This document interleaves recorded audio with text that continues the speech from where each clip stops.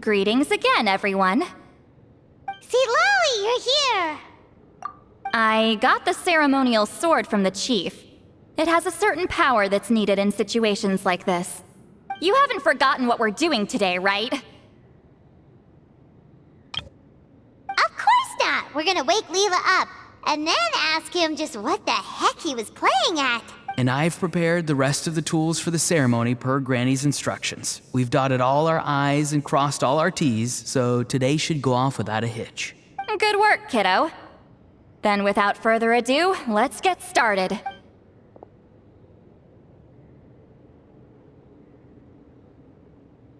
I give offerings from the mystic smoke, the gift of stars on a moonless night, a wreath of dreams in the swirling wind. Glory be to the ruler of death. Fade, fade, fade. Thrice uttered and thrice repeated. Whoa! Is this one of her magic spells?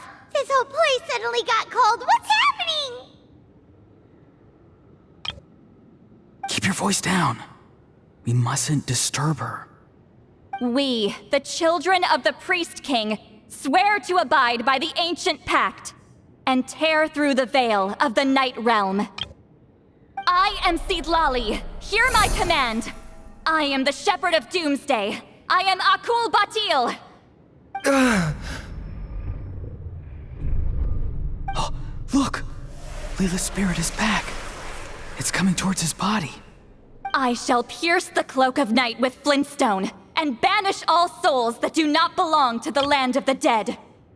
Leela, obey my command and return to the land where the sun shines. Return to your own path. Did it work? Huh? Where am I? And who are you?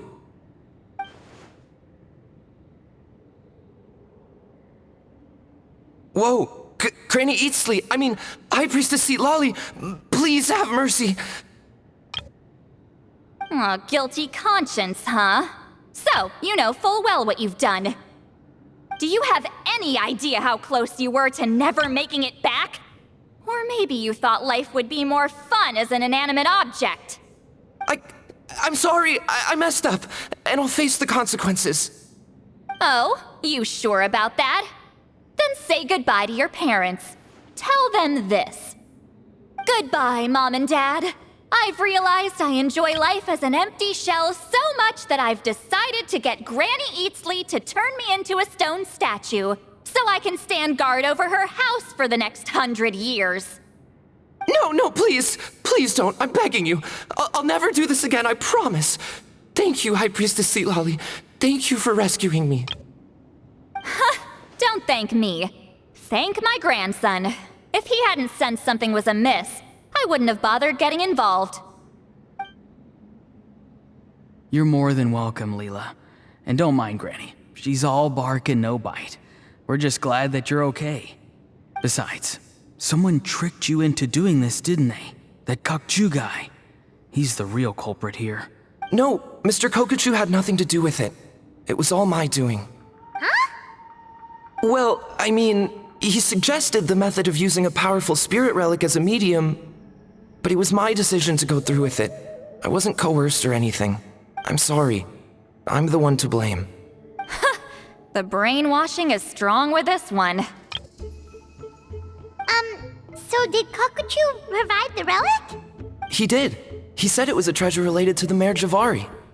Right, so that proves it. He was using you. He coaxed you into doing the clairvoyance for him.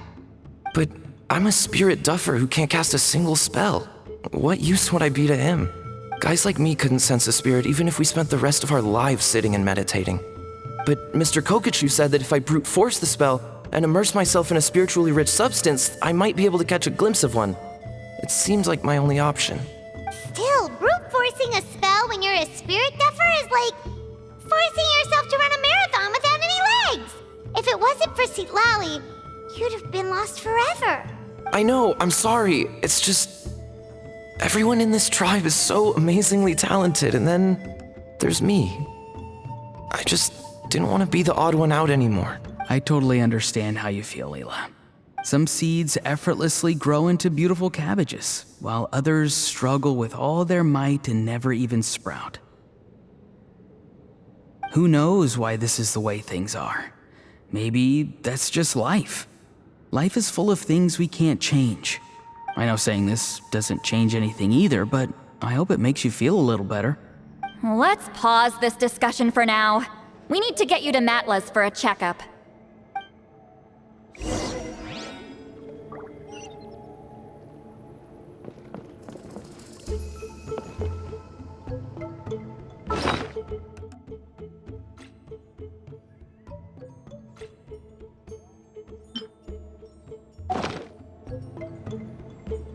What could the children be up to?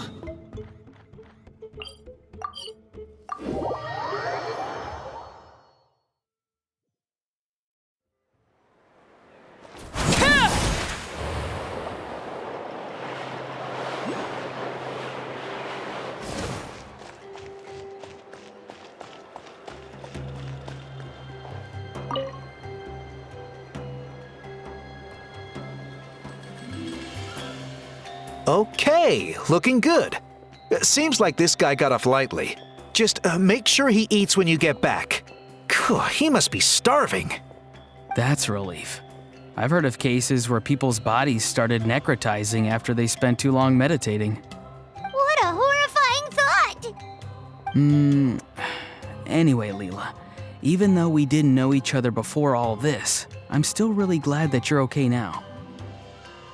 Well, maybe you don't know me, but I've heard all about you. The same goes for High Priestess Citlali, the Traveler, and Paimon. I've heard all the stories. Huh? Even us?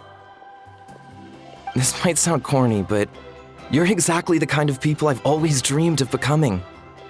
But it's clear to me now. That was just wishful thinking. Honestly, why'd I have to be born a spirit duffer? Nah, it's alright, really. I'm used to being useless by now. Thank you all for saving me. Ororon, I think you're right. It's just a fact of life. I promise I won't take another risk like this in the future. I've brought you more than enough trouble already. Aw, Leela. It's okay. There's no need to comfort me. Hey, you little rascal. What are you talking about? Look at me. Huh? What's wrong, High Priestess Citlali? I said, look at me. Take a good hard look. Sense anything strange? Granny, what are you talking about? What do you think, Traveler? Another case of happy to help written on someone's face? Hold on. I think... either my mind's playing tricks on me, or her entire body is an illusion. No, it must just be my imagination. I wouldn't be able to see through something like that. Wait, I know this trick. It's the same one I used a while back. Granny snuck away from right under our noses. You see? You can perceive some spiritual abnormalities now. Congratulations. Really? But where are you going, Granny? Where do you think? I'm going fishing, you dummy. Someone triggered the trap I set in the cave. Looks like our friend Kokochu took the bait. What? Sorry, can't talk now. You'll find me in the cave.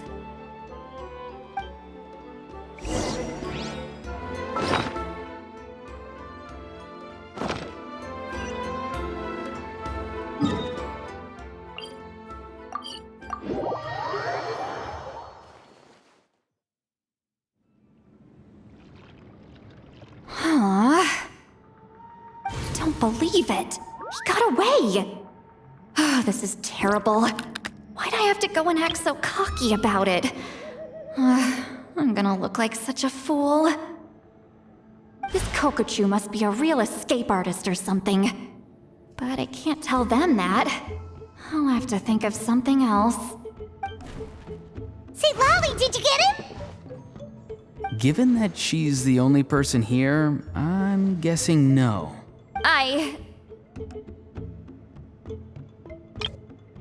I thought I'd let him go for now. But I left a mark on him. So if he comes around here again, I'll be able to track his every move. Oh, so Granny had only pretended to leave the cave, when in fact she'd set up a whole trap for him and was lying in wait. Ah, so just like how you caught Ororon! But how did you know Kokochu would come here? Because I planted the bait here. The Mare Javari map and the bow shard. Left them both on the table. I had a feeling those were what he was truly after. And sure enough, my trap was triggered just moments after we left. So you really did set up traps here after all, huh? Of course. It's just that they'd never do anything to either of you. See? What did I tell you? So, Mr. Kokochu, you used me after all. This whole time, all you wanted was to find the location of the Mare Javari. That's right. I've been wondering about the shard he left ever since I came across it. Why did he leave it there? The moment I confirmed the Mare Javari's location, that's when I realized it was bait. He was counting on Leela's spirit getting lost and the tribe coming to his rescue. Then, by helping Leela, we'd be helping him. Oh, so he was fishing too! It was all a ploy to lure in an actual clairvoyant who could look into the shard for him. Yep. And somebody fell for it, hook, line, and sinker. I'm sorry. I took the bait. But so did Granny. Ugh, the nerve! I only got involved because of you, you little scamp! Either way, Kokchu played us like a fiddle. Huh. He managed to accomplish his goals without taking any of the risk himself. Pretty sneaky. You could say that again. Imagine if he tried to approach Citlali directly. She'd have seen through it right away. Although, actually, Citlali, why did you let him go? Because I couldn't risk using my full abilities here. He was a pretty slippery character, and if I'd kept him here by force, there could have been unintended consequences. Was it my fault for picking a bad place? I'm sorry. I went looking for somewhere with a wealth of spiritual energy when I first decided to help Leela, and ended up choosing this mad sage's hideout. Mad Sage? Yeah, he's napping right behind that wall. We'd have a whole new situation on our hands if we woke him up. That's why I decided against using my full abilities. I do have some good news, though. I snatched the shard and map back before he bolted, so I may have restrained myself, but I certainly didn't let him walk all over me. That's great! So he left empty-handed! Yes, sort of. The bad news is he did get a look at the map before he left. Not that the Mare Javari's last known location is a huge secret, but still. Yeah, that's kind of worrying. What if he's got some sort of diabolical plan? Don't worry, I'll keep tracking him.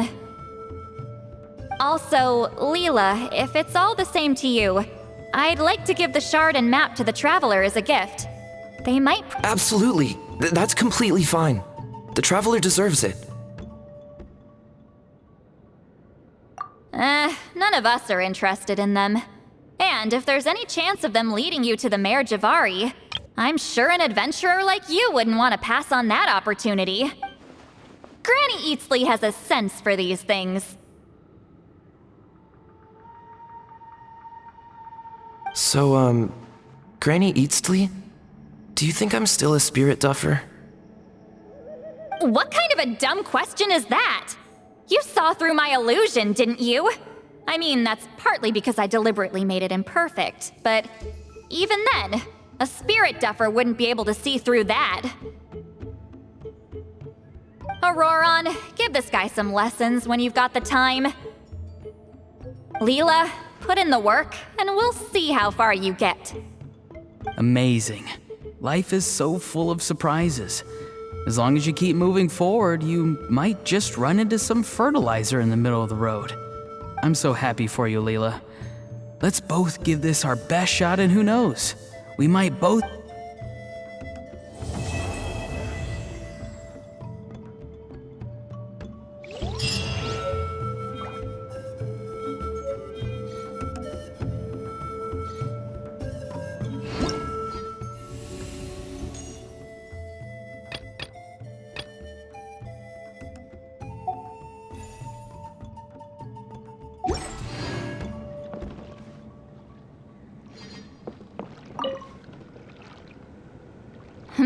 You all right? I have to return the ceremonial sword to the chief shortly, but I'll leave everything else in the camp as is for now. Feel free to make use of it. Huh? Huh?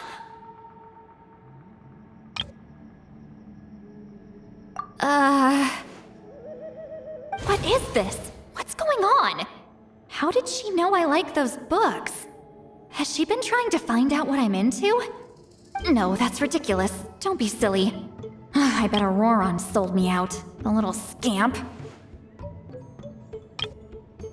Still, she remembered.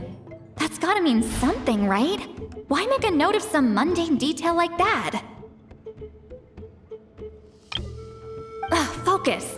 She asked me a question. Oh, how do I respond? Sure, why not? I should have some time later. I'll let you know.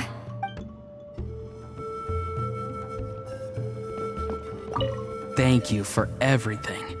This would have been so much harder without you. These are for you. They're all homegrown. I hope you like them.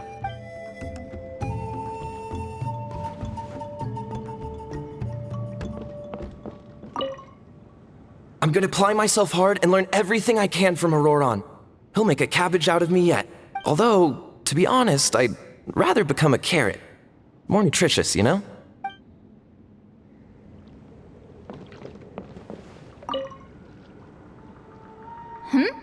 I have to return the ceremonials. Huh?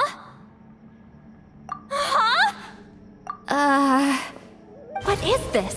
What's going on? How did she know I like those books? Has she been trying to find out what I'm into?